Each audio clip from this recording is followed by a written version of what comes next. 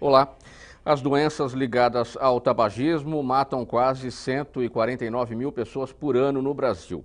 Esse é o raio-x de uma situação que começa cedo na vida de muitas pessoas. Pesquisa do Ministério da Saúde revela que 18,5% dos adolescentes brasileiros entre 12 e 17 anos de idade já experimentaram cigarro. E um levantamento da Organização Mundial da Saúde, feito no Brasil há alguns anos, revela que a maior parte desse grupo nunca foi impedida de comprar o produto por causa da idade. Mas agora em São Paulo, comprar cigarro só com apresentação de documento, conforme prevê uma nova lei estadual. Este é o tema do programa Agora é Lei de hoje, com os nossos convidados. Doutora Adriana Carvalho, coordenadora jurídica da Aliança de Controle do Tabagismo. Doutora Jaqueline Scholz, coordenadora da área de cardiologia do programa de tabagismo do Instituto do Coração. E o deputado Hélio Nishimoto, do PSDB, que é o autor desta lei. Muito obrigado pela presença de todos aqui nesse programa Agora é Lei. Doutora Adriana, os adolescentes começam a fumar porque acham que não vão se viciar? Pode ter essa impressão, né, de que é um produto, porque o cigarro hoje ele tá disponível para venda em pontos comerciais, em pontos de venda, junto de balas e chocolates. Então pode criar essa impressão de que o produto não causa tão mal, não causa mal, e até muitas vezes porque as doenças tabaco relacionadas, elas se desenvolvem ao longo dos anos de consumo, elas não se manifestam imediatamente após o consumo. Pode dar essa impressão de que se eu vou ter câncer vai ser com 40 anos, 50 anos, então não cria o jovem não tem essa consciência na hora de iniciar o consumo. Fora isso também, o jovem está muito exposto à publicidade, não só nos pontos de venda, como eu mencionei, pela proximidade de produtos como bala e chocolate, mas também há muita publicidade de cigarros em festivais de música, em festas universitárias. Nós fazemos em violação à lei, né, muitas vezes, mas ocorre, como também esses eventos são muito pontuais, a fiscalização fica difícil. Então existe sim essa proximidade da indústria do tabaco com o jovem, e isso favorece ali a iniciação ao consumo. Fora isso, também o que favorece a iniciação ao consumo são os cigarros aromatizados. Os cigarros que têm sabores de menta, de chocolate, de cravo, porque esses aditivos, eles são adicionados ao cigarro justamente para facilitar a iniciação, tornar o cigarro mais palatável, mais fácil o consumo. Então, são sabores que as pessoas podem pensar que menta não faz mal, cravo não faz mal. Só que essas substâncias, uma vez adicionadas ao cigarro, elas fazem mal à saúde, sim, né, na combustão. E a facilidade do acesso, sem dúvida, né, até o objeto aqui da discussão da lei, é a facilidade do acesso. Então, é muito fácil comprar o cigarro, mesmo para jovens menores de 18 anos. Doutora Jaqueline, na sua avaliação, o que é que favorece a iniciação, além desses aspectos todos que a doutora Adriana já levantou? Sim. Basicamente, o jovem tem um ritual de grupo, tem uma grande interferência de grupo, tem a própria questão da experimentação, da sensação de imortalidade. Então, embora o cigarro vá fazer mal lá para os 40, 50 anos, para ele não vai fazer mal nunca, porque ele é o super-homem, né?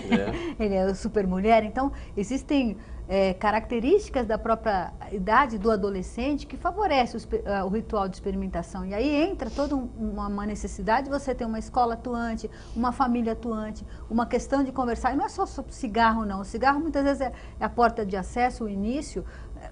Drogas em geral entram nessa discussão, porque são substâncias psicoativas que o indivíduo, em terem contato com essa droga, vão perceber um benefício, entre aspas, do ponto de vista psicoemocional, e vão, a partir daí, iniciar o seu processo de dependência. E quando chega...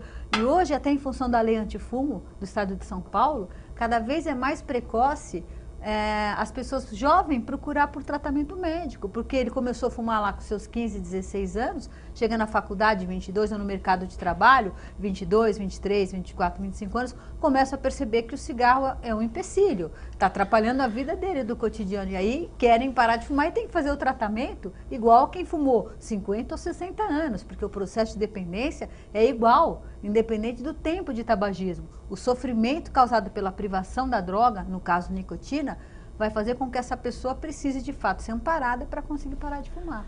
E por falar no super-homem, na super-mulher que você citou, as meninas estão fumando mais do que os meninos e não é dada a proporcionalidade da população, que tem mais Sim. mulheres do que homens. Elas estão mesmo fumando mais. Então, o critério de iniciação. Então, entra até nessa condição e também porque o cigarro, por muito tempo, quando a propaganda era permitida, o cigarro voltou todo o foco de publicidade para a mulher. Então, foi durante muitas décadas um elemento de igualdade entre homem e mulher. O homem fuma, ele é bem sucedido, eu também vou fumar, vou ser bem sucedida, até para conquistar mercado de trabalho. E aí entra uma outra questão que ainda é mais complexa, que é a vulnerabilidade da mulher. A dependência à nicotina tem um aspecto diferente. A nicotina para a mulher tem um efeito ansiolítico. Então, muitas mulheres encontram no cigarro vamos dizer assim, a panaceia para todos os males da ansiedade. Todos os dias, exatamente. E aí vai comer menos, tem a questão do peso, muitas meninas modelos têm que passar aquele ritual de fome e magreza lá, e o cigarro ajuda até a inibir o apetite nesse momento. Então, assim, é um conjunto de ações psicoativas da nicotina que, para esse mau uso, vamos dizer assim, acaba sendo incorporado, né?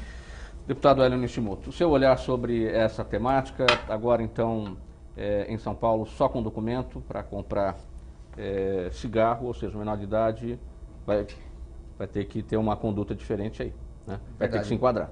Verdade, Mauro, e eu queria dizer da satisfação de poder conversar sobre esse projeto que virou lei no estado de São Paulo, com especialistas, né, como a doutora Adriana, que é dessa aliança, né, de combate ao tabagismo, ao tabaco, e a doutora Jaqueline, né, que é do INCORE e faz um trabalho intenso de ajuda àqueles que estão com esse vício.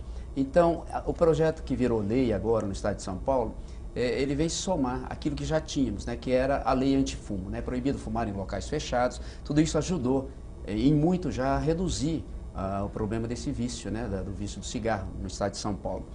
Porém, precisávamos cercar um pouquinho mais, porque tínhamos até agora, e vamos ter que fazer muito para combater isso, que é o alcance que ainda o cigarro tem sobre o jovem, principalmente o menor de idade. É muito grave, porque a gente considera o jovem, menor de idade, ainda despreparado para fazer as escolhas sobre a sua vida, né, sobre o que vai fazer na sua vida toda.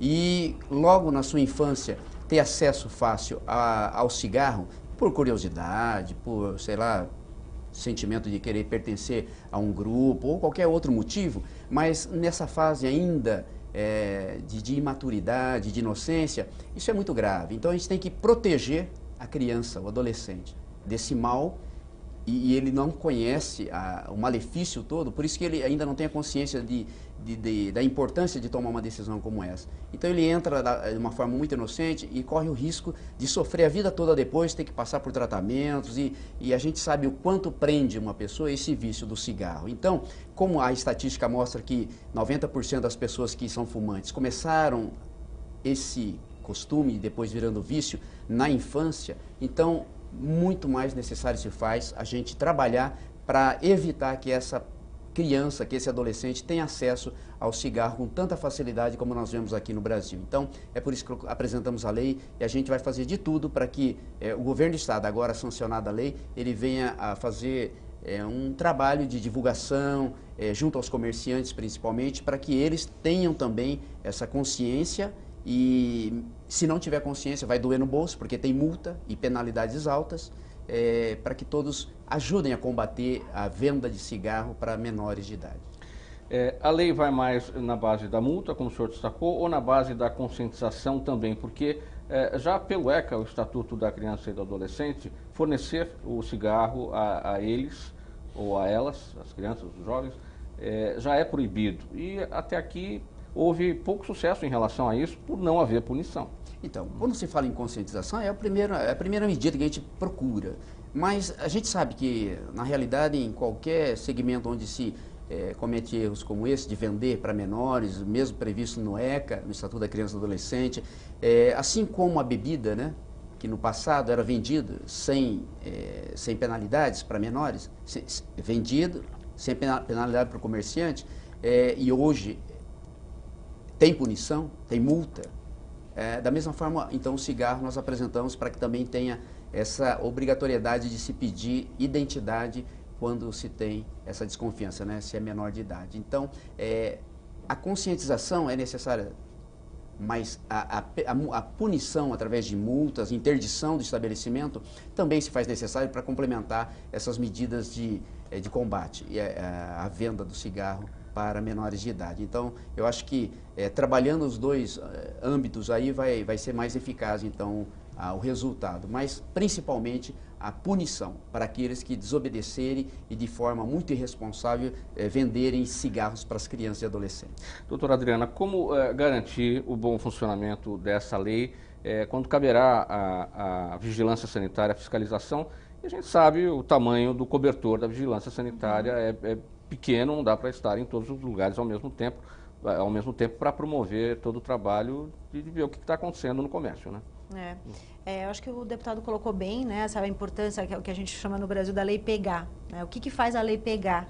Então, é uma divulgação da própria lei, né, que ela é da existência dela, principalmente para os envolvidos, no caso, os donos de estabelecimentos. A penalidade, né, isso é uma penalidade que faça a diferença, que seja significativa, porque às vezes a multa é muito baixa, isso também não coíbe o cumprimento da lei. E também a fiscalização, né? Então, a gente tem aqui em São Paulo, no estado de São Paulo, o sucesso da lei antifumo paulista, justamente envolvendo esses três aspectos, né? Então, tanto a divulgação da lei, a penalidade e a fiscalização. Então, teve toda uma capacitação da própria vigilância sanitária para fiscalizar a lei, e aí ela está em pleno cumprimento, altos índices de cumprimento. Então, são medidas importantes para fazer a lei pegar. Então, no caso da lei, dessa lei que exige a apresentação de documento de identidade para compra de produtos fumígenos, é importante destacar que é uma lei, essa exigência, né, proibição do fumo da venda para menores de 18 anos, ela já existe pelo menos desde 1990, e depois ela veio com uma lei expressa em 2003, mas o que a gente viu é que não havia um cumprimento, né? Tanto é que há no Brasil um alto índice aí de consumo por menores de idade.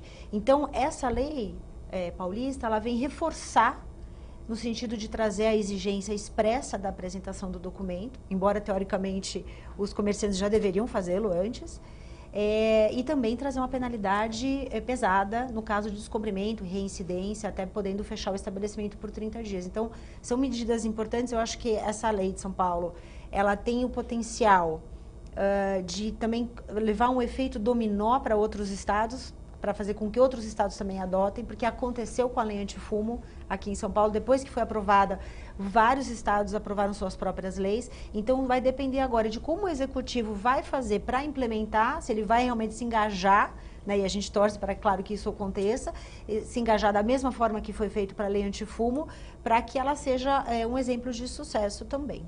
Né, no conjunto, aí só para completar, no conjunto de medidas de prevenção do tabagismo.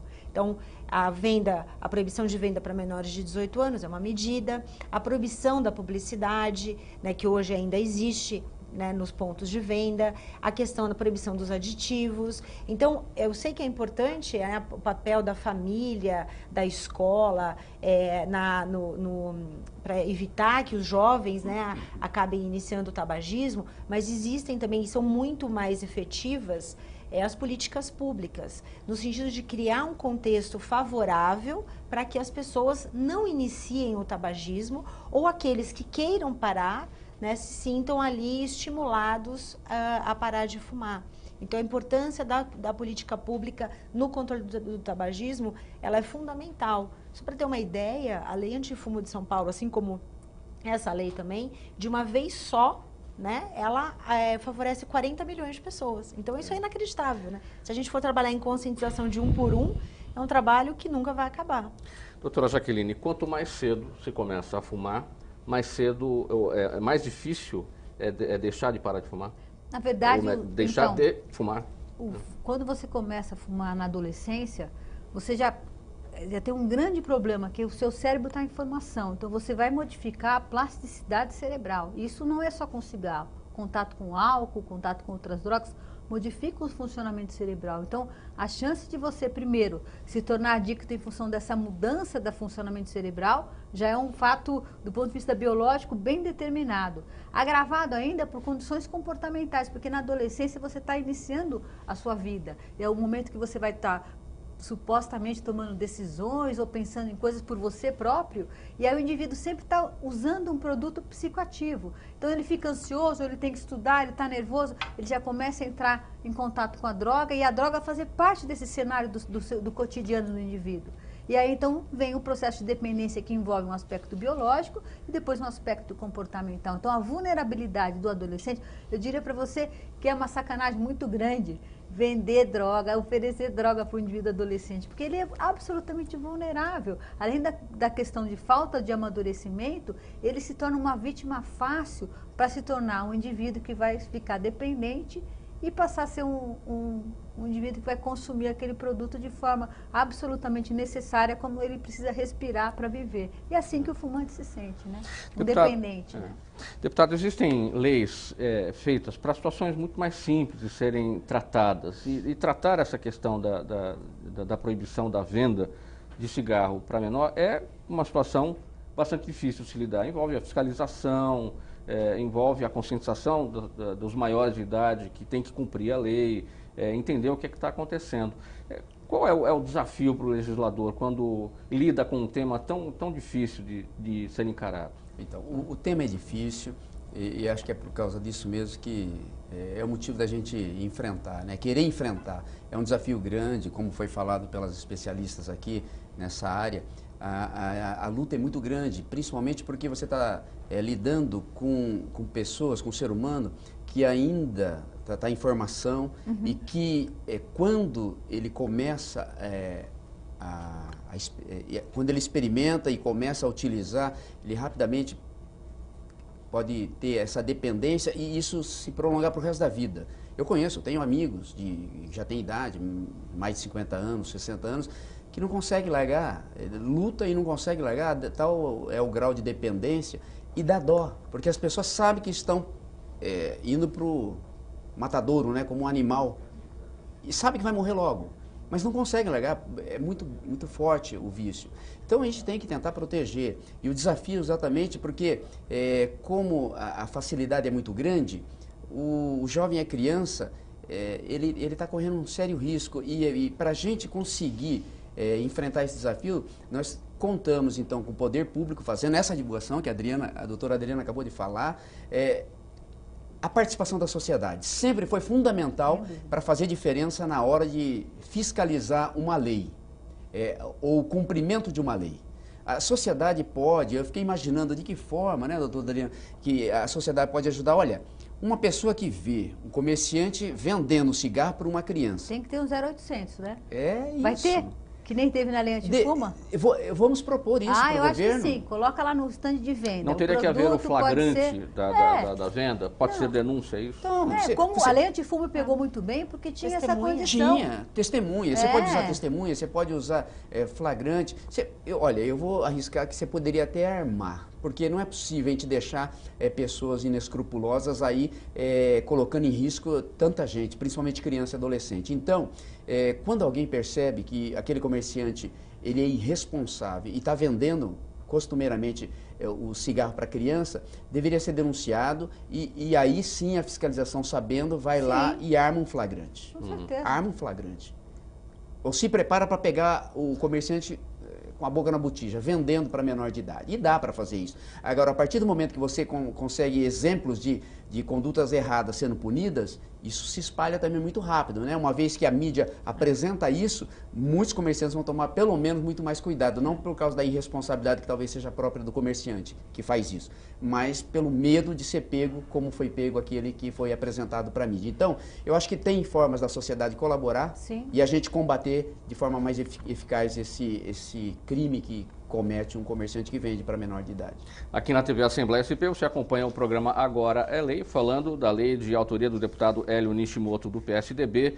Agora, comprar cigarro no estado de São Paulo só com documento de identificação. Menor de idade não compra mais. A gente volta em seguida. Até já.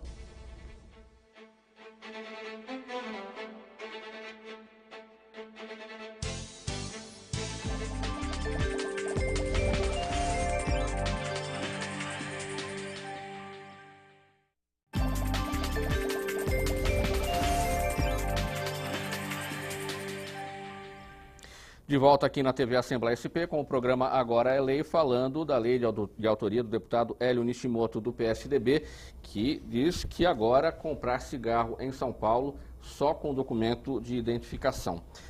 Doutora Adriana, qual é a relação entre cigarro, entre consumo de cigarro e baixa renda? É possível se fazer essa comparação, essa analogia? Sim, é possível. Inclusive as pesquisas mostram, né, uma alta prevalência no consumo de cigarros na população de baixa renda, nas crianças, nos jovens que estudam em escolas públicas, né, em comparação aí com escolas privadas. Então existe essa vulnerabilidade, né, de menor grau de escolaridade, também isso influencia. E existe uma relação entre consumo de tabaco e pobreza, né? Então, porque é um produto que causa forte dependência, a indústria do tabaco adiciona aditivos para potencializar essa nicotina, ou seja, o cigarro hoje ele é mais viciante do que aquele consumido há 50 anos atrás, isso está muito bem documentado. Então, a forte dependência impede que ele largue a dependência, né, largue o consumo de cigarro e acaba isso prejudicando o próprio orçamento, né, da família. Então deixa de comprar leite, enfim, produtos ali necessários para a subsistência da família porque tem que manter um vício. Então existe essa relação sim e ela precisa ser observada, né? Deputado Nishimoto, considerando essa associação entre o consumo de cigarro e a baixa renda, dá para concluir que nas áreas mais periféricas do estado, onde a população tem a renda mais baixa, o ataque a esse tipo de problema será mais difícil? Eu não tinha pensado nesse lado, viu? O que a doutora Adriana falou faz muito sentido mesmo e eu fiquei imaginando por que isso acontece, né? E tem motivos, porque são pessoas que ficam muito vulneráveis quando tem baixa renda, a família e as crianças, adolescentes estudam em escolas públicas, nas áreas periféricas da cidade, você vê que coincide, inclusive, com o tráfico de drogas. Pega regiões assim, onde a vulnerabilidade é muito alta. Você pega e joga um vício desse numa criança, graus diferentes talvez de malefício, mas tanto a bebida como o cigarro, comparado à droga, quando atinge a criança, né, nessas comunidades mais pobres, eles sabem, esses que têm interesse no lucro, colocando em risco toda essa população de crianças e adolescentes, principalmente as mais pobres, sabe que vai criar dependência e eles sempre serão clientes, entre aspas, deles. Por isso que é perigoso. Então, isso é um alerta para que o poder público, o governo, procure trabalhar exatamente nessas regiões. O combate tem que ser, acho que mais intenso nessas regiões, da camada da sociedade que tem a renda menor.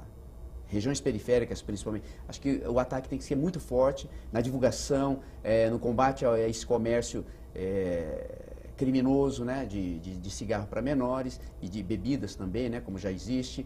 Então tem que ser intensificado, acho que principalmente nessas camadas mais pobres. E é interessante que na lei antifumo também foi questionado que o pessoal só ia fazer blitz nos jardins, né? Foi as pessoas falavam, só vai ser fiscalizado o restaurante de jardim. Não foi. A Vigilância Sanitária mapeou a cidade de São Paulo inteirinha, o estado de São Paulo, e visitou todas as áreas, exatamente para dar cobertura. E o que se vê na lei antifumo do estado de São Paulo é que ela é aplicada de forma universal. Tanto seja um barzinho lá da favela, quanto no estabelecimento aqui na zona central, né? Então, isso é interessante.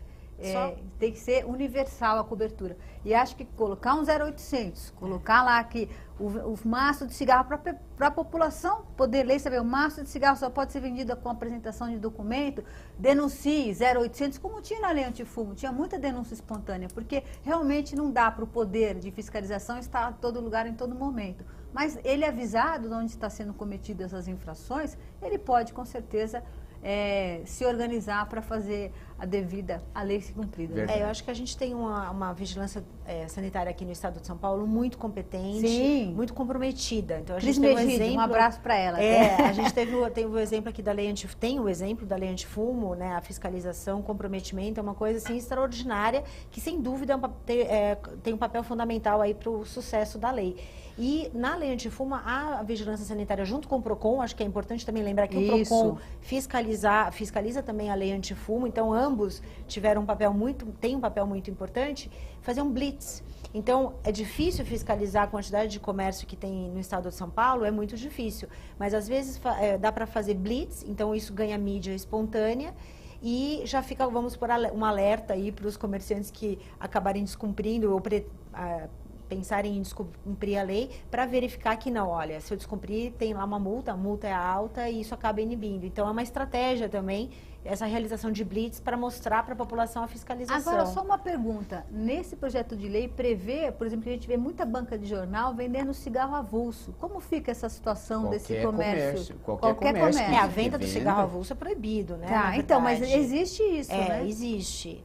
Ela é proibida, o cigarro só pode ser vendido na embalagem de 20 unidades. Então, né? Mas existe essa condição. Sim, então, até por conta dessa lei, pode até ser uma forma até de inibir mais ainda, claro. Aproveita para também fiscalizar se não está sendo vendido de forma fracionada o cigarro e para menor, principalmente. Com certeza, né? com certeza. Então, dá para somar essa ação para pegar as duas formas de comercialização. Porque essa venda de cigarro avulso faz muitos pacientes meus terem recaídas, sabe? E você sabe, tem muito... Vai ajudar. Só para complementar, tem muito, não sei se a maioria, porque a gente está com uma pesquisa em andamento ainda, né? Mas a gente identificou durante a fase da pesquisa, né, de coleta de dados, um número muito expressivo de pontos de venda de cigarro na proximidade de escolas.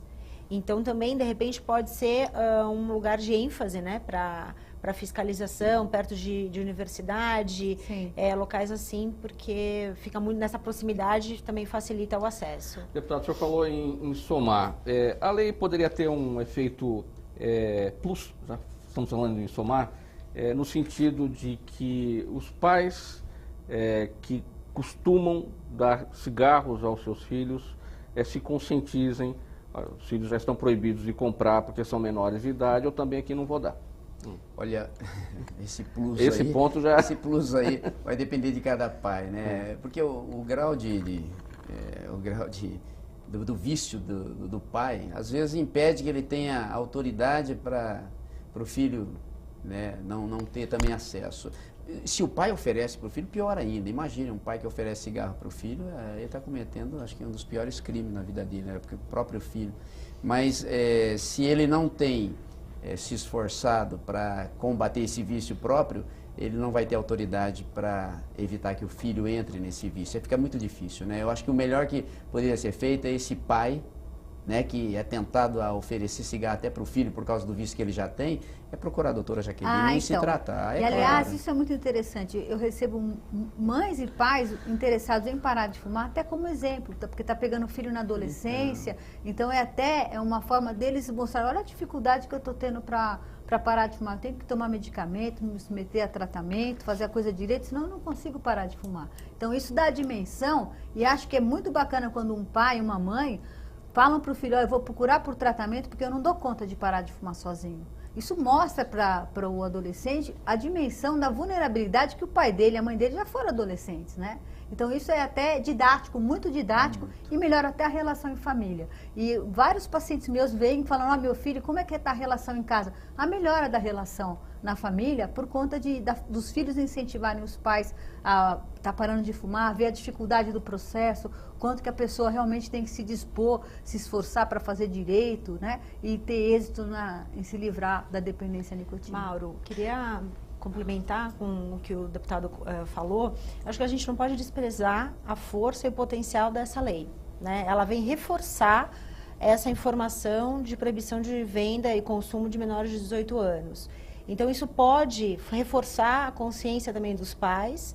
E eu vou pegar um pouquinho do exemplo da lei antifumo de novo, que embora ela não tenha um efeito na residência, porque a gente só está falando de locais públicos ou privados de uso coletivo, ou seja, ela não se aplica à residência, as pesquisas mostram uma consciência maior das pessoas ao consumir o cigarro dentro de casa. Então, acaba não fumando em ambiente fechado, preferindo ambiente aberto, mesmo nas suas residências. Então, acho que essa lei, embora ela seja voltada, vamos dizer assim, para os comerciantes, ela tem esse poder, claro, vai depender de como ela é divulgada, de como a mídia propaga aí a existência dessa lei, também, né, e do próprio executivo, mas assim, ela tem o potencial de aumentar essa conscientização. Eu acho que ela tem bom potencial com relação aos pais também. Existem condenações em relação a isso, de maiores que fornecem cigarro aos menores?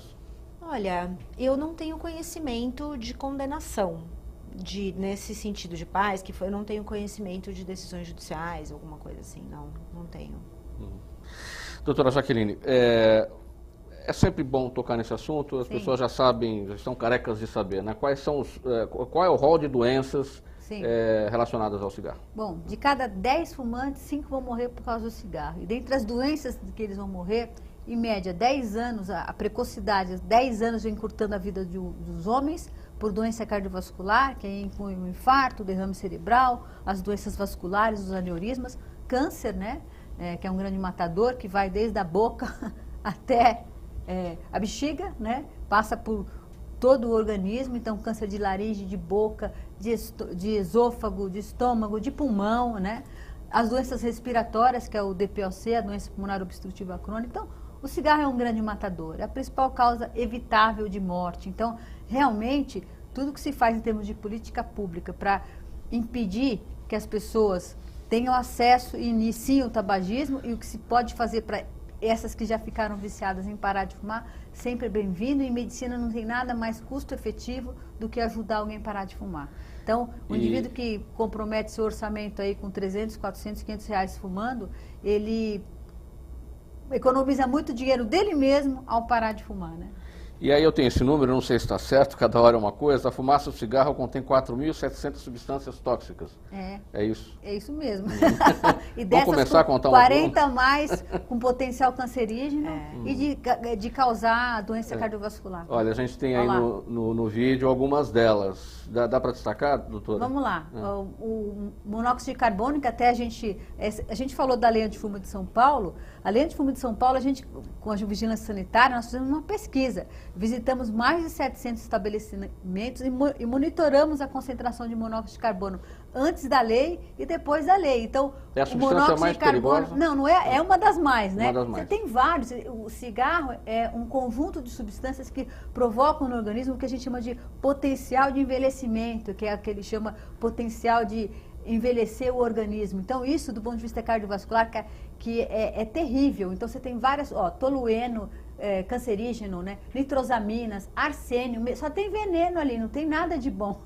A nicotina, que causa dependência e causa vários distúrbios cardiovasculares. É até bom que se fala, porque hoje tem uma modinha de falar que cigarro eletrônico é tranquilo. Cigarro eletrônico é tranquilo coisa nenhuma. A concentração de que tem de nicotina com potencial de estresse oxidativo, que eu estava comentando, que é uma causa de envelhecimento e morte de célula e envelhecimento cardiovascular, tem também. E aqui no cigarro convencional, amônia, não tem nada de bom aí. Tem alguma coisa de bom aí? Nada, não só... Diferente quando o pessoal fala, bebida alcoólica, o vinho, se você toma em doses baixas, ele é benéfico, é um alimento em dose baixa. Cigarro não tem dose segura, cigarro bom é cigarro apagado, de qualquer pessoa. É isso. Doutora Adriana, a senhora falou no começo das substâncias usadas como atrativas. Substâncias atrativas são aromatizantes, é isso? Olha, sim, podem ser. O risco dessa combinação desses atrativos, digamos assim, com tudo isso que a gente viu agora. O risco inclusive esses saborizantes, flavorizantes, esses aditivos de sabor, são utilizados não só nos cigarros, mas também no narguilé, eletrônico, né? Que no cigarro eletrônico, no narguilé, que é aquele que às vezes pode dar a impressão de que porque tem um gostinho de fruta e tem a água, né? Então ele não causa malefícios à saúde, mas ele causa, porque ali tem o tabaco, né? Portanto tem nicotina, onde tem tabaco tem nicotina. Sim. E aquela combustão, ela vai gerar malefícios para a saúde. Então, assim como o cigarro não tem consumo seguro, a gente também está falando do narguilé e todos os outros produtos fumígenos também. A questão dos aditivos de sabor, principalmente, eles devem ser proibidos de serem adicionados no cigarro pelo fato de tornarem o cigarro mais palatável e mais facilitando ali o consumo, principalmente para jovens. E bem objetivamente, só para encerrar esse raciocínio para a gente ir para o intervalo, já que você falou do narguilé, por que o jovem tem a percepção de que o narguilé é menos prejudicial à saúde do que o cigarro?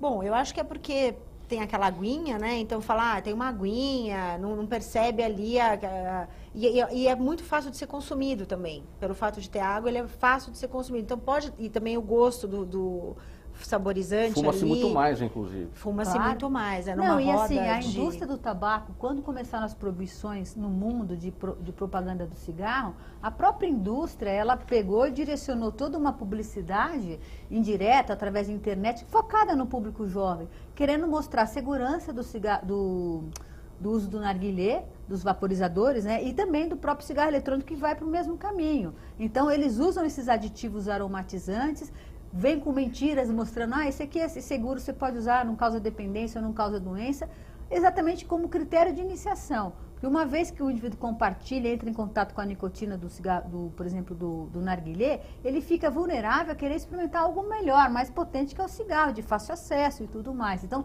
é uma escada, né? E aí vem essa falsa ideia de segurança, foi propagada pela indústria do cigarro, que redescobriu lá num produto que era usado lá no Oriente Médio, em situações especiais, começaram a colocar no tabaco do narguilé um monte de aromatizante. O cheiro é delicioso, eu mesmo adoro aquele cheiro de cravo. Você fica até com vontade de experimentar. Mas então, pelo amor de Deus, né? Não Aqui dá, na né? TV Assembleia SP, você acompanha o programa Agora é Lei, falando da lei de autoria do deputado Hélio Nishimoto, do PSDB, que diz que agora comprar cigarro no estado de São Paulo só com documento de identificação. Mais um intervalo, voltamos já.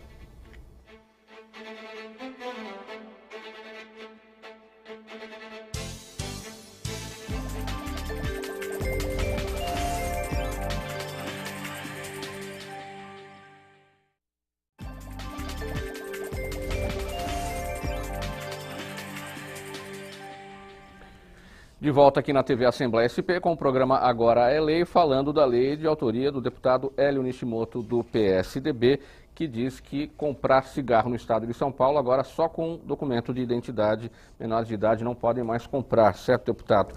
Quais são os efeitos da política de preço mínimo para o cigarro na redução do consumo, deputado? Como é que o senhor avalia? Preço mínimo? Preço mínimo, tem um preço mínimo, você não pode vender abaixo daquele valor, né?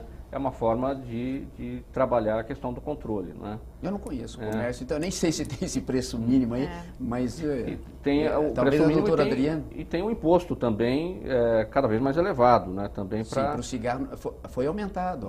O ICMS. Anos. Sim, o ICMS foi aumentado há alguns anos, acho que aproximadamente 2 anos, para o cigarro e para a bebida alcoólica, né? Aí, e diminuído do arroz, do feijão, da areia para construção, para compensar. Como é que você avalia, Adriana, doutora Adriana? A política do preço mínimo, ela existe justamente para ter um valor, evitar que cigarros sejam muito baratos, né? Estamos falando aqui dos cigarros legalizados, né? Que os cigarros sejam tão baratos, o que facilitaria o acesso. Então, cigarros de R$2, R$3. Então, existe um preço mínimo para realmente, vamos dizer assim, dificultar o acesso.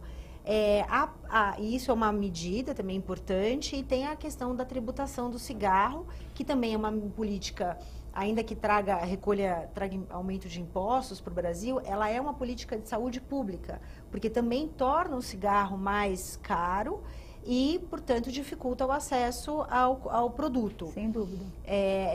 Na verdade, essa política é considerada a política mais custo-efetiva de implementação de sucesso, né? Porque você não precisa de muito recurso para implementar, e ela traz um efeito muito positivo na redução da prevalência.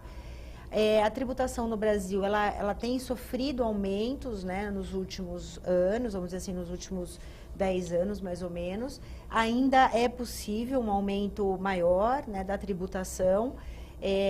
Para você ter uma ideia, um Marlboro em Nova York, ela custa cerca, um pacote, né, uma embalagem, custa cerca de $12. Então, se a pessoa é um fumante pesado e fuma 2 maços, 1 ou 2 maços, você imagina o impacto disso no orçamento da pessoa. Então, isso também encoraja a pessoa a parar de fumar. Então, é a mesma coisa, né, a mesma ideia aqui. Então, para dificultar o acesso, tornar o produto mais caro. Queria só deixar claro que a gente está falando de várias medidas aí de regulamentação do produto, do mercado. Não tem nenhuma medida nenhuma intenção, nem na comunidade internacional, de proibir o cigarro ou produtos de tabaco no Brasil, né? Assim como em outros países também. A gente está falando de um produto que hoje no Brasil a gente tem cerca de 12% da população é fumante, é um produto que causa dependência, então a proibição no consumo vai levar as pessoas ao consumo de cigarros ilegais, né, no contrabando, no mercado ilegal de cigarros. Então, a ideia de toda a política de controle do tabagismo é regulamentar o produto, regulamentar o mercado. Então, é um produto que pode estar disponível para consumo, mas o consumo não pode ser incentivado nem promovido. Então, acho que essa é a ideia até de criar um mercado passivo. Então, o produto está lá, mas não tem nenhum incentivo ao seu consumo, justamente por todos os danos que ele acarreta. Sem dúvida. E ainda de ser um produto legalizado, né? Então, não dá para você proibir o consumo, porque você tem um universo enorme de pessoas que são dependentes. Acho que seria até motivo de uma guerra mundial. Pela dependência. E é importante também, quando fala de contrabando, o Brasil precisa trabalhar muito bem as fronteiras. Porque sem dúvida. A quantidade de cigarros apreendidos, e imagina a quantidade que passa sem ser apreendida. É muito grande pelas fronteiras aqui. Com os países vizinhos, a quantidade é muito grande. Se o governo federal não combater essa entrada de cigarros contrabandeados, a gente não vai, por mais que fiscalize o comerciante, isso entra por fora, o comércio clandestino trabalha e esse cigarro, até pior talvez de qualidade, né? Eu acredito que esses contrabandeados na qualidade sejam até pior dos que são vendidos aí legalmente. Um mal que pode causar. Então a gente ataca um lado, mas não pode esquecer das fronteiras, que é onde entra muito cigarro contrabandeado, talvez de qualidade muito pior, e chega no comércio clandestino, que é difícil fiscalizar, para as pessoas em geral e crianças e adolescentes também. E como é que o legislador estadual, deputado, pode influenciar em Brasília nesse sentido? Porque aí já é um trabalho federal, o controle das fronteiras. Como é que, por meio de moções, qual que é o caminho para isso? Moção, que a gente faz aqui na Assembleia, uma delas, uma forma de chegar até eles, a nossa preocupação. Outra é acionarmos os nossos representantes federais, né, tanto senadores como deputados federais, para que eles façam uma força também junto ao governo federal para o combate ser feito de maneira mais intensa. Porque a gente vê nas reportagens, constantemente, apreensões. Mas a gente sabe que a fronteira é muito extensa e eu fico imaginando quanto de cigarro ainda entra sem a polícia conseguir pegar. É intensificar e fazer um trabalho de relação exterior aí com os países vizinhos e eles também, né? Ajudarem a combater esse tráfico, né?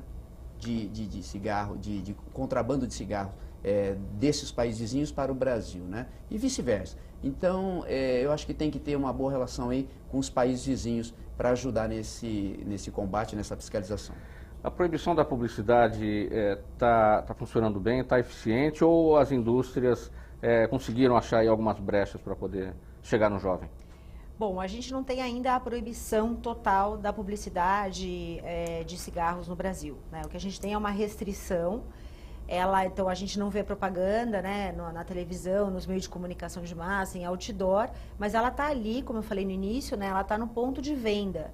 Então, você vai a uma padaria, uma loja de conveniência, na parte ali do caixa, onde tem bala, chocolate, você vê o expositor de cigarro, que é o que a lei permite, né? Então, a única forma de propaganda comercial de cigarros é a exposição dos maços nos pontos de venda. E ela ainda existe, como eu falei, ela existe, né? A lei prevê essa exceção e ela, sem dúvida, é muito efetiva no sentido de promover ainda o produto cigarro, principalmente para crianças e jovens, porque fica associado ali a produtos que são, né, como balas e chocolates, produtos que são destinados a esse público, né? prioritariamente, então pode dar essa confusão de que o cigarro é mais um produto que um dia eu vou poder consumir. Então, realmente, o Brasil ainda precisa avançar na restrição da publicidade a ponto de chegar na proibição total, assim como outros países já fizeram, como o Canadá, que proibiu qualquer forma de publicidade nos pontos de venda. Então, os cigarros ficariam em gavetinhas, né, nas gavetas embaixo do balcão, ou em armários atrás, sem qualquer publicidade. Assim, inclusive, o Reino Unido fez isso mais recentemente. E se dá tempo, eu queria fazer um gancho com a questão do contrabando. É uma forma dos legisladores estaduais pressionarem o Congresso Nacional e o próprio Executivo tramita no Congresso Nacional para ratificação um documento internacional que se chama Protocolo para Combate do Mercado Ilícito de Cigarros, de produtos de cigarro, que é um documento internacional. O Brasil, o Executivo já concordou pela ratificação e agora falta o próprio Congresso Nacional, que não só e prevê medidas não só como a fiscalização da fronteira, mas também cooperação internacional. Então, não dá para pensar no combate ao contrabando sem pensar nessa cooperação internacional. Então, verdade, esse é um caminho importante e efetivo aí para... no Congresso lá, né? Exatamente. Ótimo. Doutora Jaqueline, essa questão do fumo passivo, adultos que fumam dentro de casa perto de adolescentes, isso estimula a iniciação, ou quando não estimula, traz certamente problemas de saúde então, para esses jovens. A gente até vai usar o dado da pesquisa também, da Lei Antifumo na cidade de São Paulo, onde a gente, além da coleta de dados de monóxido de carbono, numa segunda etapa nós coletamos os dados de morbimortalidade por infarto e acidente vascular cerebral em São Paulo. Então, o que aconteceu? Depois da lei, 18 meses após a implementação da lei, reduziu-se em 500 mortes por infarto e 200 mortes por AVC. Simplesmente pelo fato de nós, né, não mais inalarmos a fumaça do outro, que provocava alterações do que a gente chama do endotélio, da parede que cobre as artérias, até por 12 horas. Então, você imagina um indivíduo de 60 anos, que tem uma pressão alta, é diabético, tem uma outra condição de risco, mas é não fumante. Aí ele vai na casa de alguém, fica lá por 6 horas, ou vai num restaurante, ou num bar, ou vai frequentar um ambiente, e as pessoas estão numa festa de casamento, vai? E o povo lá tá que fuma antes da lei. Aquela exposição poderia, por 12 horas, trazer uma alteração na parede das artérias desse indivíduo e fazer com que ele tivesse risco de um infarto agudo. Então, no domingo, depois da festa, fulano de tal passou mal e morreu, infarto. Lei antifumo não faz que isso aconteça. Um acidente vascular cerebral, por quê? Porque a exposição à fumaça do cigarro parece uma coisa tão... Pessoal, você não vai conseguir confirmar isso. Confirmamos, provamos, foi a tese de doutorado da doutora Tânia, publicamos o trabalho na revista de tabagismo mais importante, que é a Tobacco Control, comprovando o benefício da lei em morte, se traduzindo em morte. Então, o que ela falou é verdadeiro. A lei antifumo ensinou que as pessoas não fumassem mais em casa. Hoje, dificilmente você tem um pai e uma mãe, você vê todo mundo fumando na sacada. Difícil você ter pessoas que fumam na presença de crianças ou adolescentes abertamente. A lei antifumo ajudou nesse aspecto de aprendizado, de proteger as pessoas à exposição involuntária. Aproveitando que você está com a palavra, doutora Jaqueline, o tempo do programa já está terminando. Um minuto para a sua conclusão sobre o nosso tema, a lei do deputado Hélio Nishimoto. Bom, eu acho que essa lei é mais uma que é importante, que vem ao encontro dessa política do Estado de São Paulo e do Brasil como um todo, que a gente começa bem aqui, depois o país imita, tá ótimo. E essa realmente é uma medida eficaz, que com certeza vai repercutir daqui a uns anos, a gente vai poder verificar que isso... A taxa de iniciação no Brasil, que hoje é ao redor de 13, 14 anos, talvez a sua lei, permita com que essa taxa de iniciação volte a ser posterior, ou seja, vai aparecer lá aos 18, 19 anos, que é o que a gente gostaria, e com uma prevalência menor ainda, porque o indivíduo com 18 anos já tem condição de pensar um pouco melhor do que quando ele tem 12, 13, 14 anos. Né? A sua conclusão, até um minuto, doutora Adriana. Bom, parabenizar aí o deputado pela iniciativa, acho importante esse reforço aí para conscientizar mesmo da proibição da venda de cigarros para menores de 18 anos. Então, parabenizar, dizer que a gente está à disposição e encorajar o Poder Executivo aí para, de fato, implementar a lei nesse conjunto aí de medidas de prevenção ao tabagismo, né? Tão importante para inibir que crianças e jovens comecem a fumar e depois se tornem dependentes, o que vai dificultar depois vai ter que se sujeitar a tratamento e dificultar aí de largar o da dependência. Então é isso. Deputado Hélio Nishimoto, 1 minuto para sua conclusão. Abra seus pulmões e diga a sua mensagem. Eu posso abrir os pulmões, né? Obrigado, Sim. viu, Mauro? Obrigado aos convidados aqui pela participação, a doutora Adriana, né, da Aliança de Combate ao Tabagismo. Parabéns pelo seu trabalho. Eu estou conhecendo agora e essa proximidade eu tenho certeza que vai ajudar muito na implementação dessa lei e também no combate a esse malefício às nossas crianças e adolescentes. E a doutora Jaqueline, né, que tem um trabalho muito importante aí no INCOR, continue com esse trabalho atendendo a nossa população, porque mais do que nunca a gente precisa da ajuda de todos os setores aí para a gente ter vida melhor. A população precisa, especialmente baseado nessa lei aí, que é proibição, né, de venda do cigarro, né, para menores de idade, que todo mundo ajude, né, que a população que nos assiste agora ajude também a fiscalizar e a combater esse grande mal para os nossos jovens e adolescentes. E obrigado pela oportunidade, eu acho que essa lei veio para ficar e vai fazer diferença. Como a doutora Jaqueline falou, a expectativa é que daqui a alguns anos a gente possa olhar para trás e falar como